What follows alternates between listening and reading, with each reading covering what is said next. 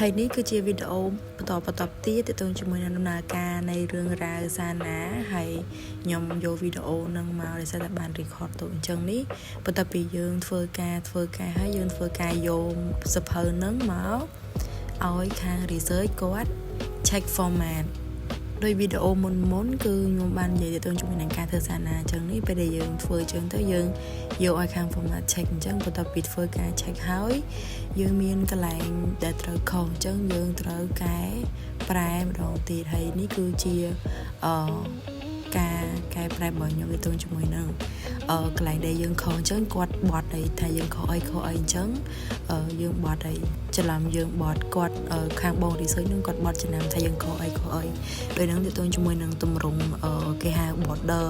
ឆ្វេងស្ដាំលើក្រោមទៅជាមួយនឹងការដាក់តារាងការដាក់លេខរ៉ូម៉ាំងអីហ្នឹងក៏យើងផ្ដោតសំខាន់ដែរហ្នឹងមិនមែនលេងណាយើងធ្វើមែនតើណា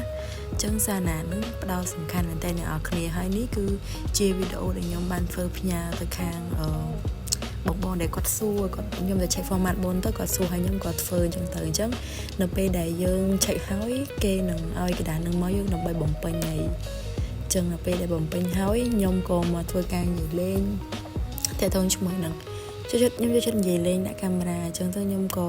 អង្គុយ record លេងអញ្ចឹងអ្នកនរគ្នាហើយក្រុមខ្ញុំគាត់ដឹងហើយខ្ញុំចូលចិត្តធ្វើអីហើយនឹងខ្ញុំផាយថានៅពេលដែលកែហើយខ្ញុំនឹងធ្វើការកែប្រែគាត់ថាលើខ្ញុំអត់ចង់កែខ្ញុំចង់ថតវីដេអូលេងសិនទៅមិត្តរួមក្រុមរបស់ខ្ញុំនឹងគាត់ញ៉ោះលេងអញ្ចឹងអ្នកនរគ្នាពួកខ្ញុំជឿញ៉ោះគ្នាលេងអញ្ចឹងវាជារឿងធម្មតាដែលពេលញ៉ោះគ្នាហើយខឹងគ្នាជប់និយាយរកគ្នាហើយទៅលេងចូលគ្នាវិញហើយនេះគឺជាវីដេអូកាត់ចូលមកវីដេអូបន្តទៀតដែលខ្ញុំបានបង្ហាញទៅជាមួយនឹងវីដេអូនឹងដែរដែលខ្ញុំបានបង្ហាញទៅជាមួយនឹងកន្លែងខុសគឺ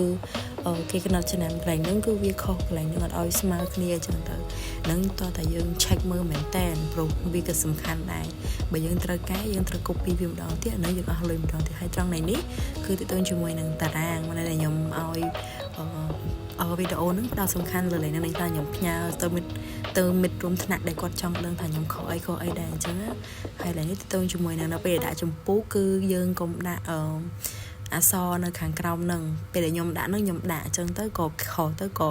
បងនឹងគាត់ឲ្យកែអញ្ចឹងអានឹងយើងកុំដាក់យើងត្រូវលុបចេញយើងដាក់តែចម្ពោះនឹងអក្សរខ្មែរហ្នឹងបានហើយចិត្តតែប៉ុណ្្នឹងឯង